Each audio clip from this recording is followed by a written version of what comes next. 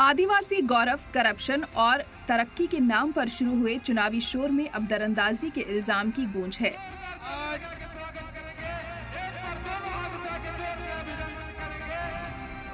चुनावी रण झारखंड की 81 सीटों का है।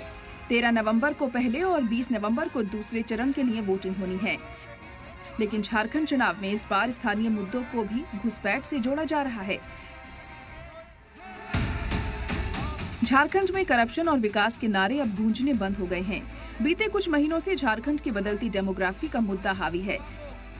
जैसे जैसे चुनाव नजदीक आ रहे हैं, हेमंत सरकार पर बीजेपी का हमला तीखा होता जा रहा है। आरोप लगे हैं कि हेमंत सोरेन ने बांग्लादेश से आए लोगों को झारखंड में बसाया है और दावा है कि सरकार आते ही सभी को चुन चुन कर बाहर निकाला जाएगा। घुसपैठियों में आपको अपनी वोट बैंक दिखाई पड़ती, आप आपकी धुन में मस्त हो। इस राज्य में आदिवासियों की संख्या घुसपैठ के कारण घट रही है, डेमोग्राफी बदल रही है और न्यायालय जब आपको गुहार करता है तब भी आप डिनायल मोड में आ जाते हो। अमित शाह के इन इल्जामों पर अब हेमंत सोरेन ने पलटवार किया है। शाह ने बांग्लादेश से घुसपैठ का इल्जाम लगाया तो हेमंत सोरेन ने झारखंड चुनाव में शेख हसीना के हेलीकॉप्टर की एंट्री करवा दी। पूछा, आखिर मरकजी सरकार ने शेख हसीना का हेलीकॉप्टर क्यों उतरने दिया? भारतीय जनता पार्टी वाला लोग बोलता है कि हम लोग की सरकार बनेगी तो हम ये 2100 रुपया देंगे।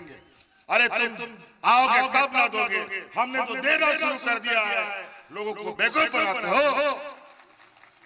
और अभी तो दिसंबर से 2500 रुपया हो जाए और बोलता है 2100 रुपया देंगे। अभी गैस सिलेंडर बोलता है 500 रुपया देंगे और 14 साल तक जो 12000 रुपया में बेचा उसका क्या? अभी चुनाव आया है तो जुमला दिखा रहे हो। लोग देने वाला समूह नहीं है, ये व्यापारी समूह है, ये लूटने वाला, छीनने वाला। हेमंत सोरेन के इस पलटवार पर बीजेपी का भी रद्द-ए-अमल सामने आया है। बीजेपी ने हेमंत सोरेन को फॉरेन पॉलिसी का हवाला दिया। एक बार फिर हेमंत सरकार का वोट बैंक के लिए इन्फिल्ट्रेशन का बड़ा आरोप लगा है। जो व्यक्ति विदेश नीति कुछ नहीं समझता है, ऐसे अज्ञानी मुख्यमंत्री के बारे में मैं क्या कहूं? जिस तरह से वो घुसा रहे हैं साहिबगंज में संथाल परगना में वोट के लिए, वो बड़ा सवाल है। गैर कानूनी तौर पर रह रहे बांग्लादेशियों के साथ साथ झारखंड के चुनावी बिसात पर यूसीसी के मुद्दे का प्यादा भी सेट करने की कोशिश की जा रही है। झारखंड में बीजेपी का विजय पताका फहराने के लिए असम के वजीर आला हेमंत बिस्वा शर्मा भी नफरत की सियासत में कुछ कमी नहीं कर रहे। मुद्दा घुसपैठ और यूसीसी का है। बीजेपी ने अपने पोस्टर बॉय हेमंत बिस्वा को आगे किया, जो लगातार हेमंत सरकार पर तीखा हमला बोल रहे हैं।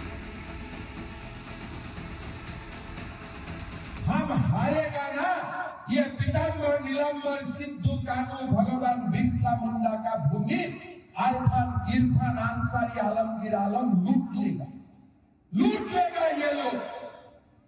हमारा बेटियों को लूटा, हमारा जमीन को लूटा, हमारा सरकार को लूटा, हमारा अहंकार को लूटा। हमें आवाज उठाना है, हमें एक होना है। वहीं हेमंत के इल्जाम को लेकर पूरा ऑपोजिशन मुत्तहिद है। जेएमएम और कांग्रेस बीजेपी पर इस मुद्दे का सियासी फायदा उठाने का इल्जाम लगा रही है। वोट बैंक के लिए चुनाव के वक्त खुशनुदी की कोशिश का इल्जाम लगा रही है। सिर्फ दिग्भ्रमित करते हैं और लोगों को भड़काने का काम करते हैं। विभेद पैदा हो, हिंदू मुस्लिम करिएगा, नफरत फैलाइएगा और वोट की रोटी सेकिएगा उस पर। ऐसा नहीं होगा। झारखंड ये आंदोलनकारी और शहीदों की धरती है।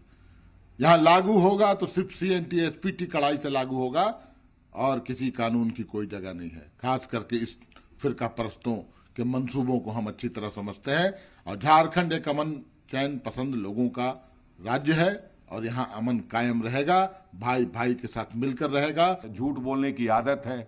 आप क्यों बोल रहे हैं कि यूसीसी में आदिवासियों को शामिल नहीं किया जाएगा? क्योंकि आपने आदिवासियों को यूसीसी में शामिल किया है, उसके लिए आप अपनी क्षमा मांग रहे हैं। चुनाव का वक्त है, आप इस तरह की बात करके बरगलाना चाहते हैं। झारखंड में सभी दलों ने अपने अपने मुद्दों के साथ सियासी ताल ठोक दी है, तो वहीं अब हर सियासी दल को उनके मुद्दे पर आवाम के रिस्पॉन्स का इंतजार है। ब्यूरो रिपोर्ट, सलाम टीवी।